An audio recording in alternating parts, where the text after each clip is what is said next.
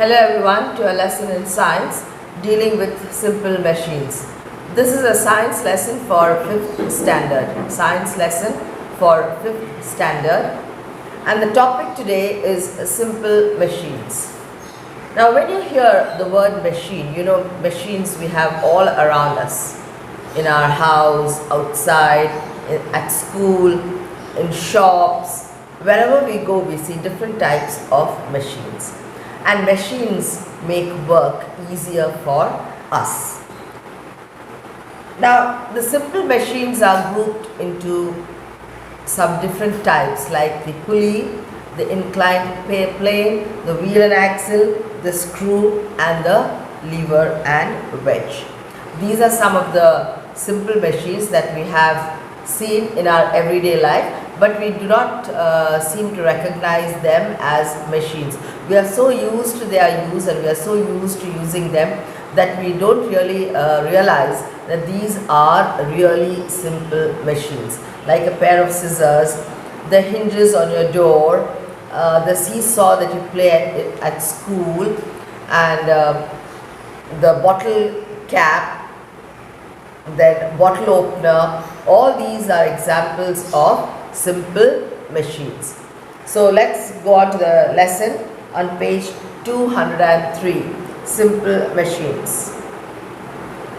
Which of these are machines? Tick the boxes. Except soap, all the others are machines. A washing machine, a car, a screwdriver and a knife. They are all machines. Even in very early days, humans tried to use tools to make their work easier. These tools were in fact very simple machines which are still being used today. These simple machines can be grouped into 6 types: the lever, the inclined plane, the pulley, the wheel and axle, the screw and the wedge. All modern machines, no matter how complicated they may be, are combination of these simple machines. Even in very early days, humans tried to use tools to make their work easier. These tools were in fact very simple machines which are still being used today. These simple machines can be grouped into 6 types: the lever, the inclined plane, the pulley, the wheel and axle, the screw and the wedge. All modern machines, no matter how complicated they may be, are combination of these simple machines. So you need to try to understand that these are the 6 basic forms of machines, and however complicated the modern machines are, they're all based on these basic machines. So the first one is the lever.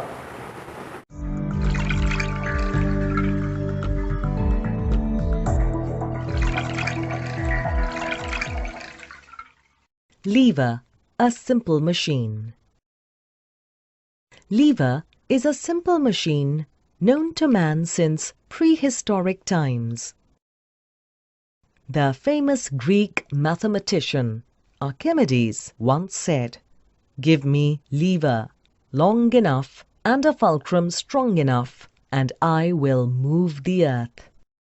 Today, let us learn more about this simple machine.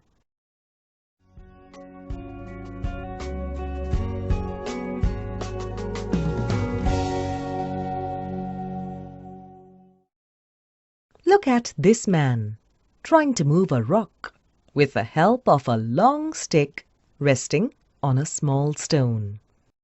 The rock is very heavy, but still the man is able to move it with ease using the stick. Here, the stick acts as a lever and makes the work easier. A lever can be described as a long, rigid body that can turn about a fixed point. A lever has 3 parts. The fixed point on which the lever moves is called the fulcrum. The force applied on a lever is called the effort, and the weight that is being moved by the lever is called the load. Levers help us move heavy things with less effort and also help us to do our work faster. Based on the position of these 3 points, levers can be placed into 3 classes. In levers of the first class, the fulcrum lies between the load and the effort. Look at this seesaw with the 2 children. As child 1 is heavier, more effort is applied by him on the lever. The fulcrum acts as a turning point, and the lever is able to tilt in favor of child 1, moving child 2 up as seen. Other examples of the first class of levers are scissors, claw hammer, and pliers. In the levers of the second class, the load lies between the fulcrum and the effort. Look at this nutcracker. When effort is applied on the handles, the fulcrum closes the jaws of the cracker, and the load in between, which is the nut, breaks open. Other examples of the second class of levers are bottle opener, wheelbarrow, and paper cutter. In the levers of the third class, the effort applied lies between the fulcrum and the load. Look at this pair of tongs. Its fulcrum lies at one end. When a sugar cube, which is the load, is lifted using the tongs, effort is applied at the center of the tongs. Examples of the third class of levers are pair of tweezers, broom, and fishing rod. We are surrounded by different types of levers that help make our lives so much simpler.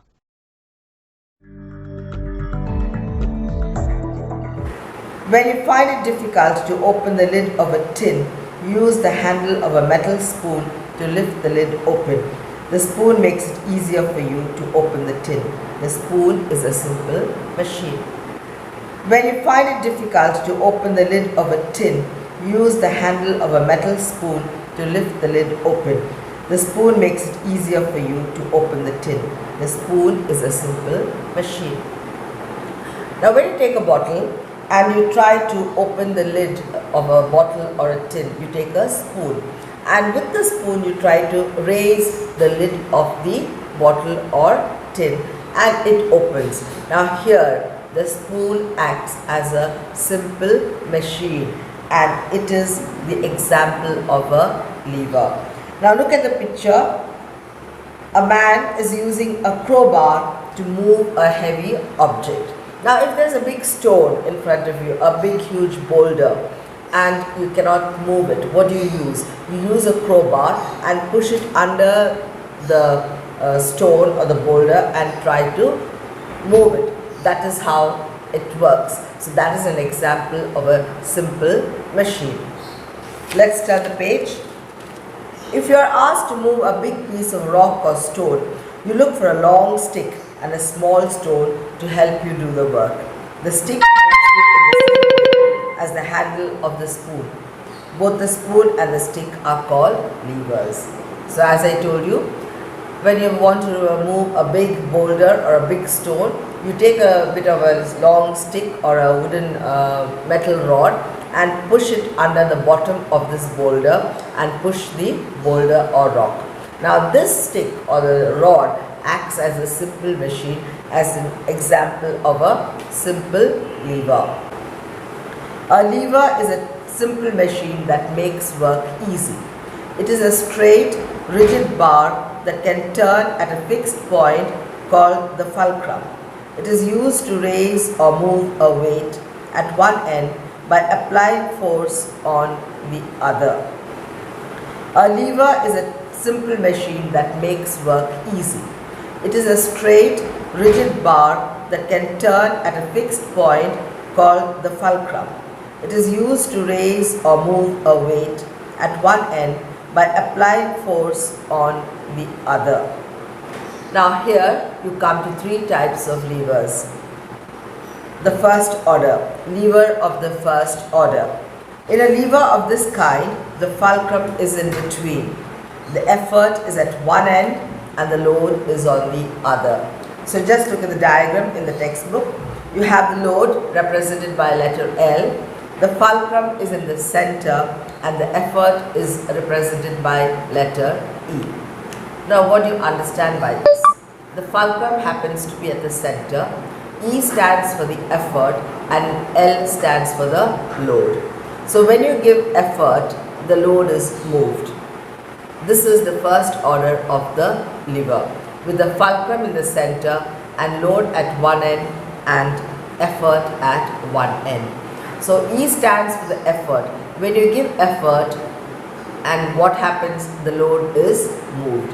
So this is the first example of the lever, and the example, the basic machine of first kind of lever is the hammer or the scissors. Now in a pair of scissors, you will see that the center point, there's a screw-like thing that happens to be a fulcrum, and here where you hold the scissors with your hand, that is your effort, and this apex or the pointing part where you cut, that is the load. So there it is a simple lever. The first example or the first kind lever is the scissors, with the fulcrum in the center. Effort is where you use your hand and the load is at the left hand end. So you see the picture of a scissors there in the textbook. The effort where you put your fingers, the fulcrum in the center where there is a screw, and the load at the distal end. Then you see the claw hammer. The claw hammer is nothing but a hammer that you use to drive in nails. Then you have the effort at the extreme right. Then you have the fulcrum in the center and the load. Fulcrum is not in the center but towards the load, slightly towards the load. Next, coming to the lever of the second order. Here you have the load in the center and fulcrum and effort at the ends. Here you have the load in the center and fulcrum and effort at the two ends. Look at the diagram. The fulcrum at one end, load in the center and effort at one end. Now this is an example of a nutcracker. Nutcracker, you hold the nutcracker in your hand like that if you have seen one, and then you keep the nut inside and you crack. So the nutcracker, what happens? The fulcrum is at the end, the load is in the center, and the effort is the place where you hold the nutcracker. So this is the second example of the lever, second type of lever. Now coming to the third type of lever, lever of the third order. Yes, there's a picture of a nutcracker. The effort where you hold your hands like that and press it. The nut in the middle, that is the load, and the fulcrum at the distal end of the machine, of the nutcracker. That is an example of the second order of the lever. Now coming to the third order of the lever, where you have the effort in the middle, fulcrum and load at the two ends. In a lever of this kind, the effort is applied in between the fulcrum and the load. You see that diagram there? Fulcrum and load at the sides and effort is in the center. Example: tongs, bread knife, tweezers and forceps. Now the tongs is the example when you are at home, your mother is frying a piece of fish, or you need to take some chapatis or idlis from the tray and serve it onto a plate. You use a pair of tongs. Now there you see the pair of tongs. The part where you hold it in your hand is the load. The effort is in the middle because there the effort, the pressure is given in this there, and then you have the fulcrum to the end, the distal end. You have the fulcrum. That is the example of a third type of lever. So once again, remember, levers are having three types: first order, second order and third order. In the first order, the fulcrum is in the center, The second order, the load is in the center, and in the third order, the effort is in the center. Now let's go on to the second second simple machine, that is an inclined plane. On page 206. The inclined plane is a sloping surface over which a load can be pushed up or down easily without much effort. It is usually a flat surface with one end higher than the other. A ramp, road up a hill, and the slide in a children's park are all inclined planes. The inclined plane is a sloping surface over which a load can be pushed up or down easily without much effort. It is usually a flat surface with one end higher than the other. A ramp, road up a hill, and the slide in a children's park are all inclined planes. Now you know that pretty well. In a school you have a slide where you climb from one side, sit, and then just go down, slip down to the bottom. That is an example of an inclined plane. A very easy example to remember. You have the picture there, the inclined plane. And a winding road is also an inclined plane. Going uphill is also an inclined plane. Next one, the screw. Remember bottle caps. When you try to open a bottle, you unscrew and then you screw. That is an example of a screw. A simple machine, that is a screw. A screw is an inclined plane wrapped around a rod, cylinder or pole. Screws are commonly used to hold things together. A screw is an inclined plane wrapped around a rod, cylinder or pole. Screws are commonly used to hold things together. Now you see the picture there of a screw. Now jar lids, bottle caps, even ballpoint pens are examples of screws. As I told you, if you try to open a bottle with a lid, you unscrew it and take off the cap, and then when you close it, you screw it, turning it round and round, and you close the bottle. Now coming to the wheel and axle. Wheel and axle, a simple machine. Wheels were one of the first tools to be invented by humans. However, a wheel alone is of no use. But when it is combined with an axle, it forms a simple machine called the wheel and axle and can be used in many ways. Let us learn more about this machine.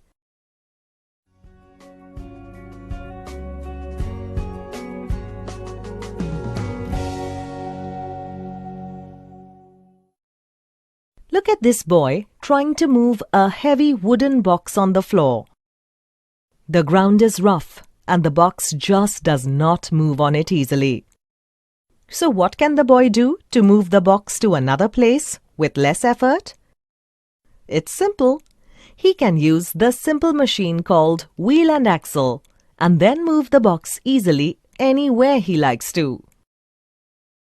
This simple machine is made up of two parts, that is, a wheel and an axle.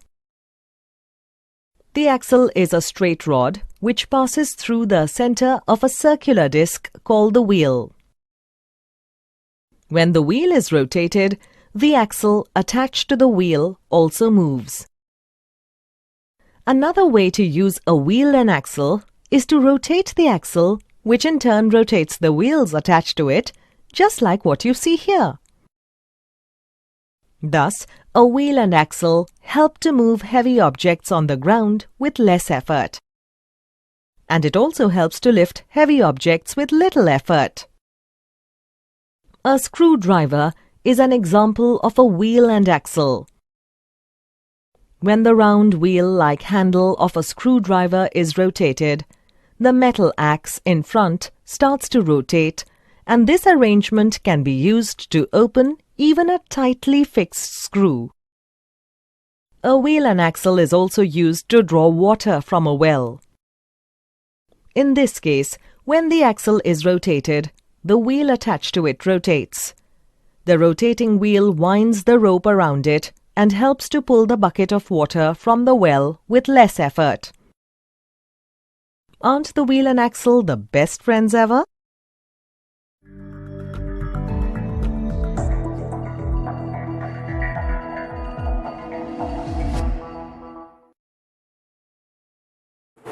You must have seen a lot of things around you which make use of wheels. Your scooters, your cars, your buses, your cycles, all of them make use of wheels. Cars, buses and other vehicles have wheels. The wheel itself is not a machine, but it becomes one when you combine it with an axle. You must have seen a lot of things around you which make use of wheels. Your cars, buses and other vehicles have wheels. The wheel itself is not a machine, but it becomes one when you combine it with an axle. Now the wheel by itself is not a machine, but it becomes a simple machine when it is combined with an axle. That is why it is known as a wheel and axle. That is a simple machine. Now see the picture there. A door knob is an example of a wheel and axle. A pencil sharpener, a steering wheel of a car is the best example for the wheel and axle. The bicycle is an example where the wheel and axle is used. Now in a bicycle you have to watch very carefully. You have the chain part. There is a big chain and a round thing like that, a wheel, big wheel, and that has a chain around it going to a smaller round sort of wheel. Now that is the wheel and axle. So in a bicycle it is very clearly seen the wheel and axle and how it functions. Other examples of wheel and axle machines are a pencil sharpener. The ordinary pencil sharpener that you use every day at home is also an example of a wheel and axle. Egg beater. You must have seen your mothers beating eggs for making a cake or some sort of dishes. So that is an example of a wheel and axle. Door knob. We usually turn door knobs without knowing that this is an example of a wheel and axle. And the steering wheel of a car. Now that is also an important machine. The steering wheel of a car comes under the wheel and axle. So very easy to remember. The bicycle, the steering wheel of a car, the egg beater, these are all examples of wheel and axle. With this I come to the end of the first part of the lesson.